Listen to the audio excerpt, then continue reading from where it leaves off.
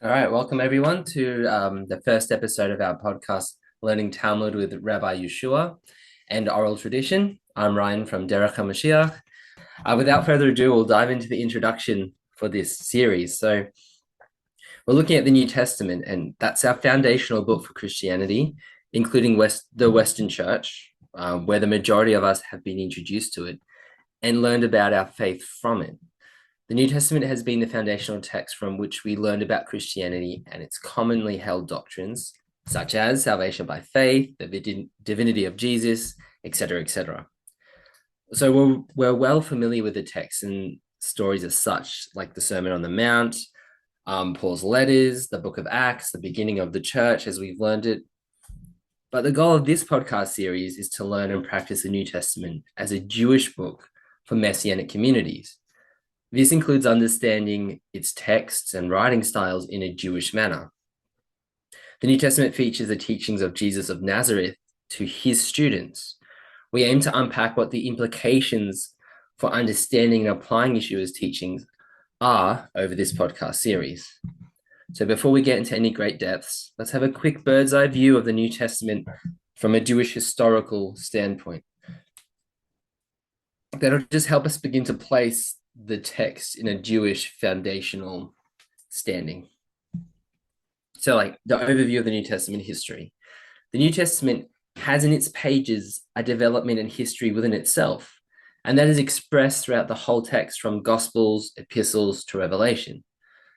Within a range of different Jewish writing styles and literary modes, we have interpretation tools, historical text, mystical text, and the New Testament often corroborates Jewish practice as seen in books called the Mishnah and Talmud, which are contemporary Jewish books that we'll examine in future studies. We won't worry about it now.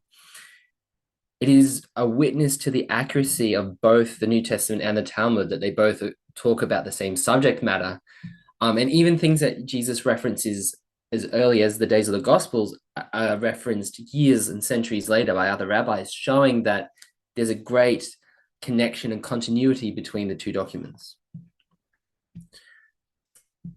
In the history, actually, we should call it rabbinic history because the New Testament happens in the rabbinic era, right? The New Testament features Judaism from the time of Ezra and Nehemiah through the Maccabean period until the end of the Second Temple. During this period, Jewish law underwent great expansion with the hard work of great rabbis such as Yosef ben Yosef, an important Jewish figure in history. He was a great sage who developed and established much Jewish law. With his rabbinic colleague, Yosef ben Yochanan, this was a period in Jewish history called the Pairs, and these two feature in it as great expounders and legislators in Jewish law. This period ended with people you may be familiar with, Rabbis Hillel and Shammai. The last two sages, and the one that had the greatest influence was Shammai because he died last. So during the New Testament, his influence is felt more than Hillel's because his students are more active during that period. The New Testament interacts with the Jewishness of these rabbinic individuals along with other great Jewish figures such as Yochanan ben Zakkai, a rabbi who we will learn much about later. So we're going to strengthen the links in the New Testament to rabbinic culture, such as the development of Jewish rabbinic documents, like the Talmud, for example. In doing so, we're going to understand the New Testament as a book featuring pre-Second Temple rabbinic Jewish activity and culture. And this will help us unlock the Jewish nature of this book and use it as a source to investigate and apply Jewish tradition, like the Talmud, Mishnah, and a few other commentaries that we're going to learn more about later. We're going to call some of these figures proto-rabbis. So this is because the time when Jesus was active as rabbi, or Yeshua in Hebrew, the ordination that we have today hadn't actually come about as an educational institution. It was an honorific term that you received from your community. And so great scholars were recognized and they were given this title. So the word is Hebrew and Aramaic, and it's Rav or Rabbi, which means great one or my great one. And these great figures like Yeshua and Yochanan ben Zakkai were people whose lives exemplified what the ordination would later become. So they were the role models that developed the curriculum by living their lives day to day in their teachings and habits and how they spoke and how they prayed and what they did. Eventually, that became an institution. But during Yeshua's time, that was something the community gave you because they saw that greatness in you. And you could also receive it from one of the pairs, for example, but the community also empowered you to have that. Okay, so the New Testament has its own development in it, as we've mentioned before. So combining sources from the Pharisaic rabbinic teaching styles, for example, parables, something called midrash, which is a Jewish expository sermon, which can feature legal or more allegorical implications. The biblical legal discussions on how to apply the Torah to mystical apocalyptic writings. In this history, we can see the writers drawing from various Jewish sources, such as the Dead Sea Scrolls, the Book of Enoch, and other Pharisaic oral traditions that were circulating at the time. So we have a first layer of history in the New Testament, and these are the Gospels. So the New Testament begins with the story of this charismatic Jewish teacher with a prophetic leaning who is a messianic candidate because he's a son of David. This rabbi, like the proto-rabbis mentioned before, sought to teach a humanitarian Jewish law influenced by social commentators and the biblical prophets themselves. So this Davidic rabbi starts gathering disciples, begins a campaign, if you will, to raise awareness for his role of Davidic redeemer. And this has a conflict with both the Roman and Jewish authorities whose power is threatened by this new rabbinic-led Jewish movement. The Jews who, for the sake of power, had become the puppets and friends of Rome, began to seek a way to put an end to this fast-growing messianic hope, as did the Romans themselves. They were collaborators in this power together, and this messianic movement was a threat to their shared power. And so the features that you'll find that are Jewish in this are Jewish law, or halakha, and that can be found in the Sermon on the Mount, for example. Jewish interpretive tools, they are highlighted in the debates that Jesus has with the Pharisees. That's where it really gets brought to life. Something called Agada, or Jewish homilies. The Torah and the prophets, the Torah and the prophets have prophesied until John. That example that Jesus brings up in the book of Matthew, that is actually itself an Agada or Jewish homily. And we'll investigate that later and look at its actual homiletical meaning and use. The parables that Jesus brings are actually unique Pharisaic teaching styles. And then we have a second layer, and this is the book of Acts. So Acts is where this school with a rabbi and students becomes an actual movement. And then it expands to the Gentiles. And so what happens is the Sadducees, this actually happens in the Gospels, but the ongoing effect starts in the book of Acts. The Sadducees, a Jewish temple-based sect influenced by the Romans' power, work with the Romans to arrest, murder, and bring an end to this Jewish messianic hope. Yeshua resurrects and further spreads his influence to the Pharisaic scholar Shaul in Hebrew and called Paul in the Greek. Yeshua's two head disciples form a rabbinic court to provide structure to organize the inclusion of Gentiles and to ensure that the community continues to walk out the Torah and halakha, or Jewish way of living the Torah, as instructed by Jesus himself.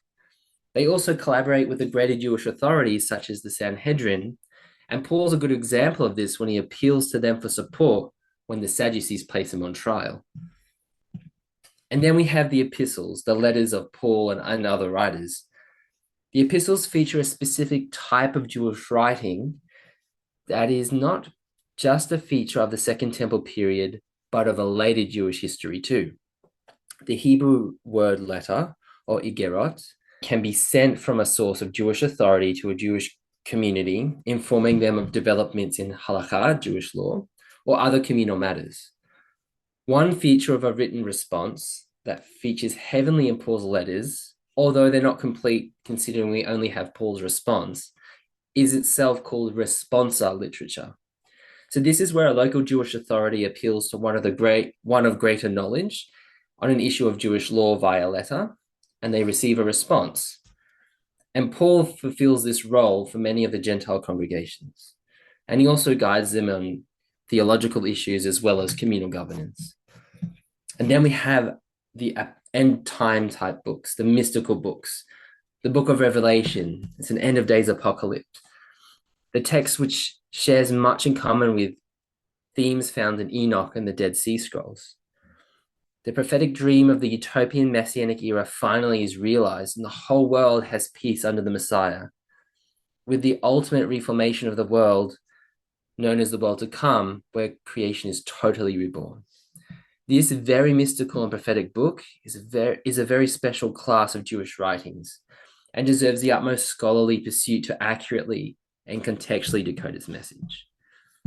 Right, so that's kind of an overview of how we should begin to see the history of the New Testament, how these books grow together and the types of literature within.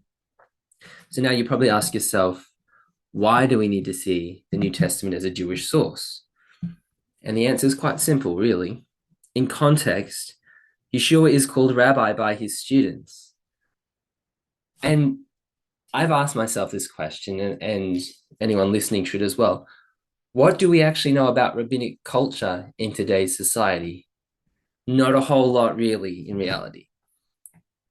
Here's an example. If you want to learn karate, you would go to a sensei, expecting that they would teach you that martial art. If you wanted to learn Western boxing, you'd go to a boxing gym and expect to be taught boxing. So if you go to a rabbi, you expect to be taught Judaism. That idea is relatively simple. However, our Western culture is quite far removed from these Jewish cultural values and terms, and their implications for students and followers have become a bit lost in context. So we need to reconnect with our master so that we may learn from him and his culture, not the projection that we have placed upon him from a Western standpoint. So let's look at the idea of rabbi. A rabbi in Yeshua's day was someone in the Jewish community who studied the Torah, the first 5 books of Moses, the Tanakh, the whole Hebrew Bible. And this person was appointed the role of rabbi by his community. It was an honorific term. In Hebrew and Aramaic, it means great one, Rav or rabbi, my great one. Later, this would become an institution, and it was based off the life of Yeshua and other great rabbis already mentioned, Yochanan ben Zakkai, whose lives mold the criteria for what rabbinic ordination would become. We have already mentioned that we are going to build the New Testament into its rabbinic Jewish culture. And in my personal studies, when I do so, it often happens in many surprising ways. Sometimes the most anti-rabbinic or anti-Jewish scriptures reflect the true nature of rabbinic culture in Yeshua's day. What we learned in the past as Jesus exposing as wrong in rabbinic Judaism is actually the pure voice of the originators of that movement in Yeshua's day being echoed and championed in the words of our rabbi. In that way, we will see a fresh face of rabbinic Judaism from the words of our own teacher. So on that note, you've probably heard it said that Jesus says we have been told to call no man rabbi and call no man father. These are often cited to show that Yeshua was against the rabbinic institution of his day and was championing a total breakaway movement. This has been taught without actually asking, what did other rabbis in Jesus' day think about this idea? So let's ask them. A Jewish writing by the early rabbis has a lot to say on this matter. And this is one of the quotes we're going to look at. And it's from a book called Pirkei Avot, which translates as Ethics of the Fathers.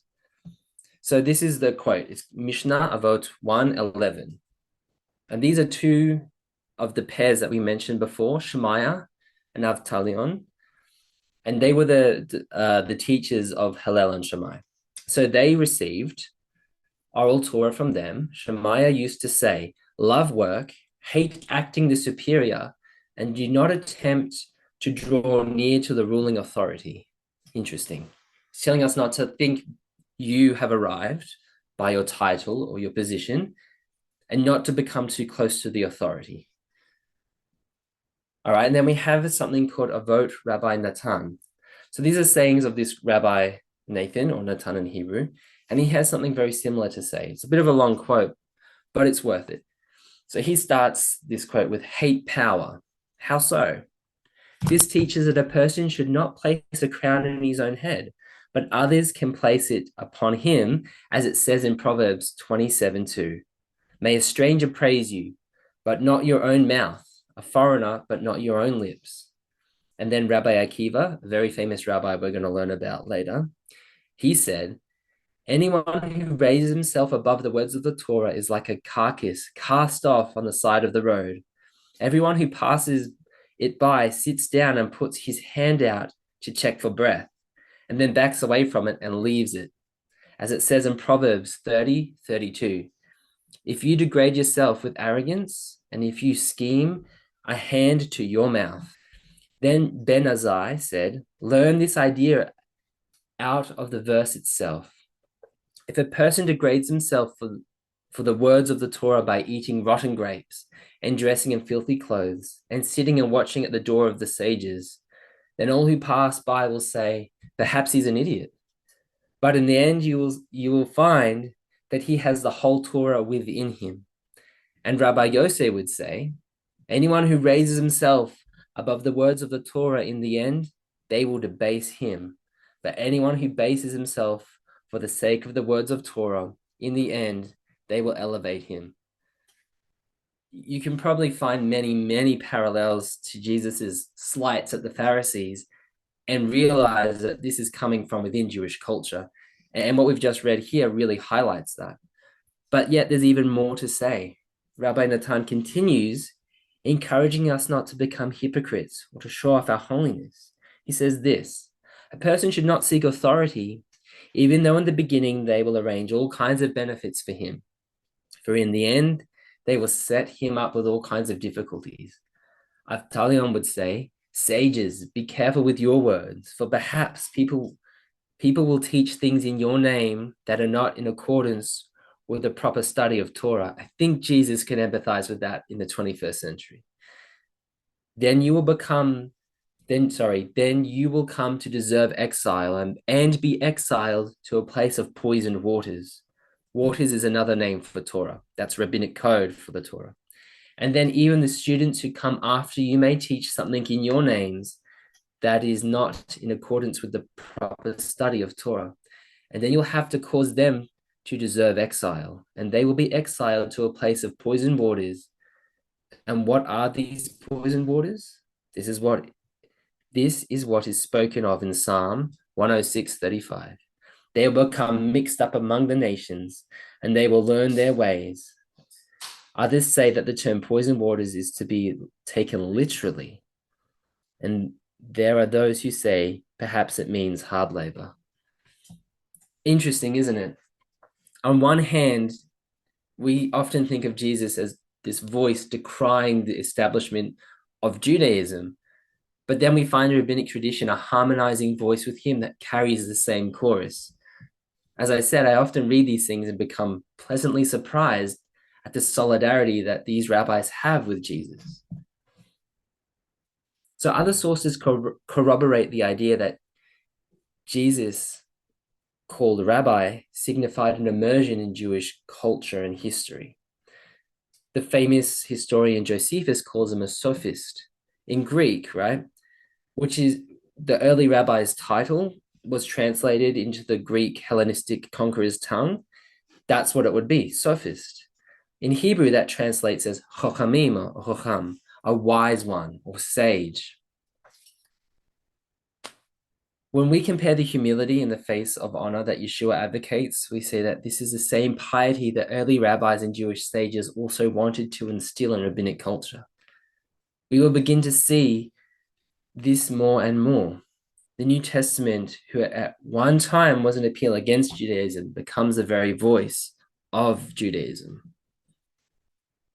But what are the implications for us today?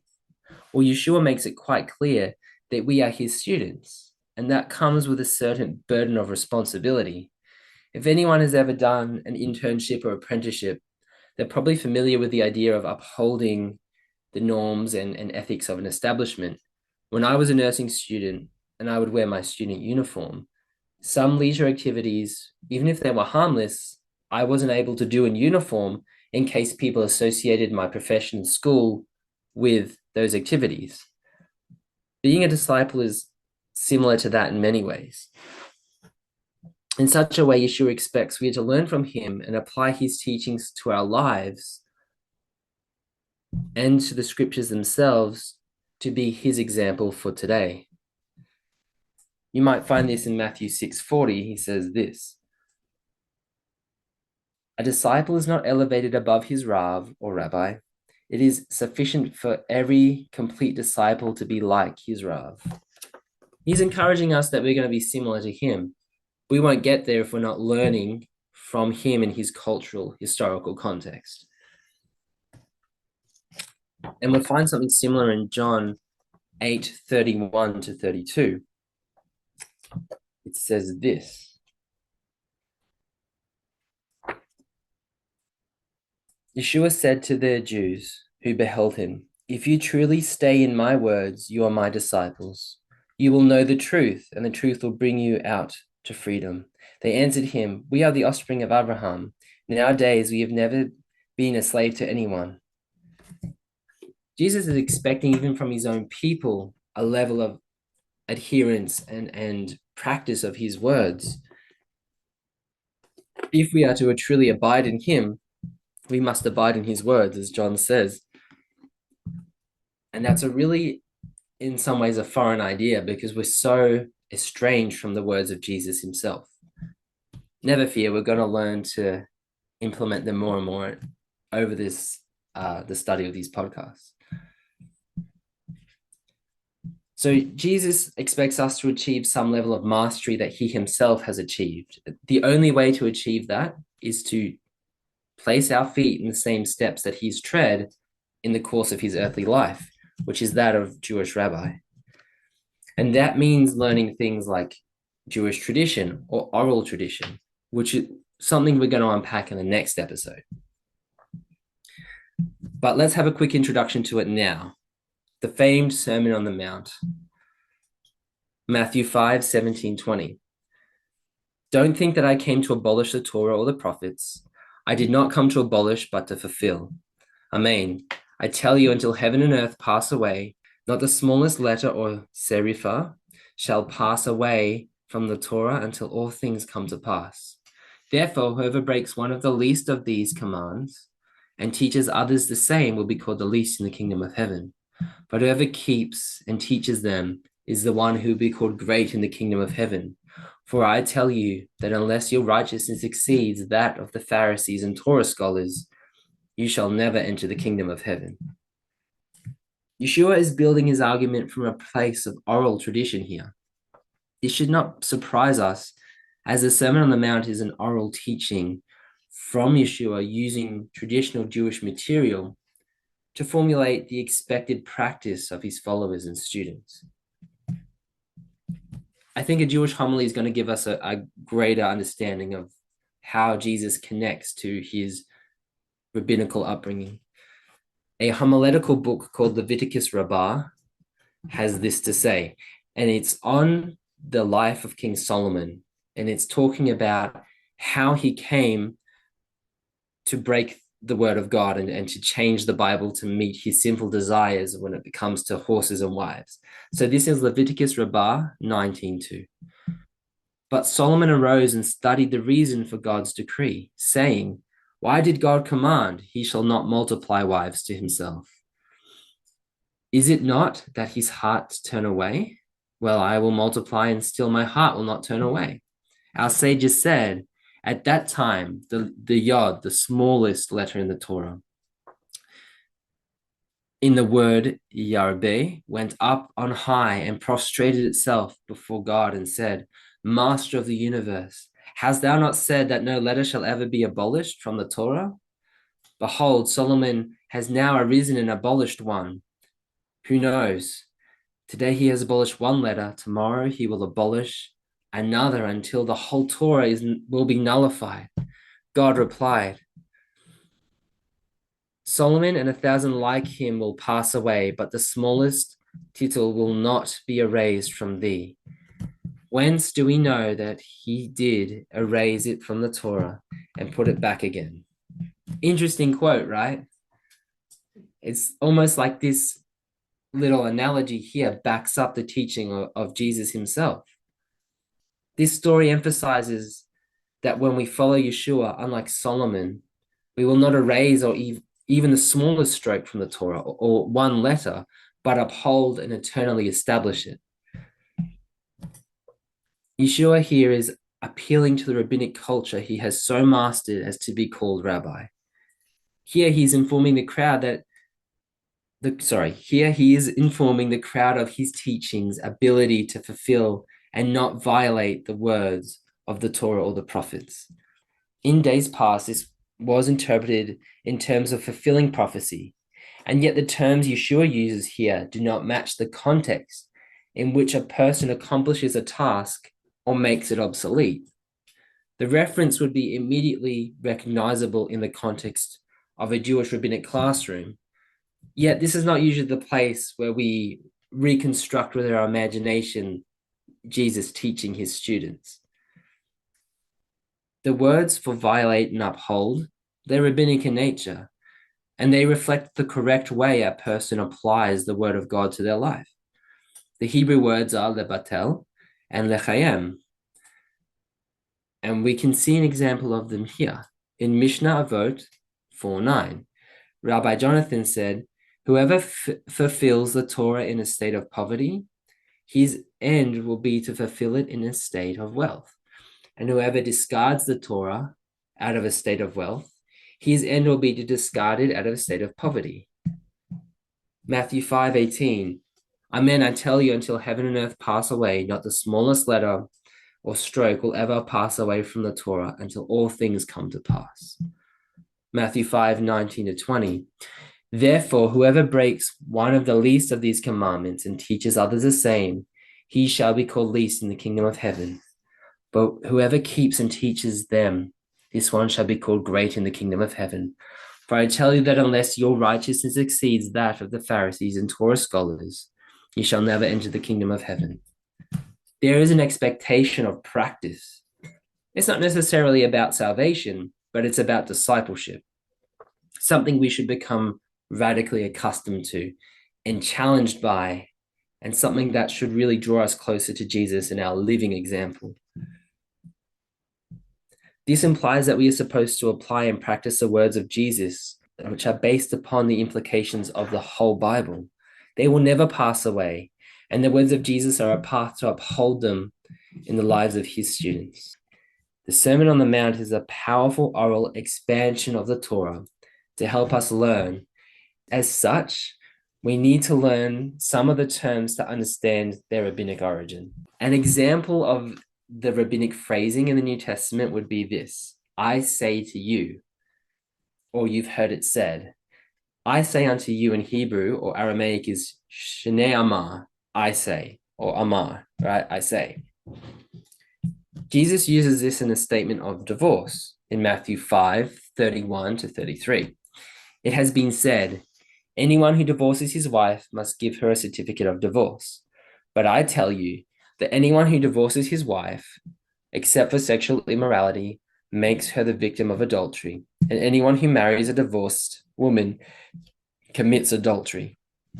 We're going to look at this actually in greater context, and I think you'll find it a really pleasant exercise and a mental exercise in how to apply as students the teaching method and learning method of Jesus himself. Think of it as a case study. But we're going to look at it now in the context of a book called the Talmud. And this is actually going to be recited years later when it's written down by a rabbi from the 3rd and 4th century called Ami.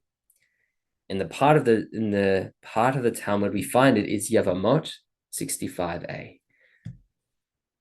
It says, If he says, I will go and marry a different woman and examine myself to see if I am indeed the cause, Rabbi Ami said, even in the case, he must divorce his first wife and give her the payment for her marriage contract.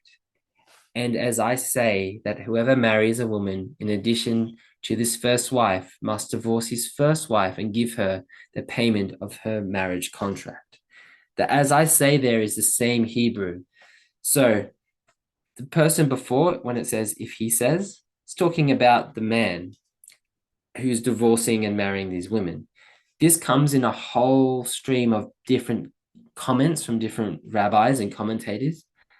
And here, this rabbi is saying, this is what someone else says, but I am saying, this is what proto-rabbis did. They would come up with rulings and interpretations, and they would give them in the name of someone they've learned it from, or from themselves. I say unto you, do this. Or you've heard so-and-so say, but I am telling you to do this. In that way, the Sermon on the Mount is not a break away from oral tradition, but it, in its context, is part of the actual formation of oral tradition in and of itself. So in this lesson, we've looked at Yeshua as a rabbi in his Jewish context and began to pave the way for us to begin to become rabbinical students of Yeshua, to accustom us to the New Testament as a Jewish handbook for traditional Jewish living.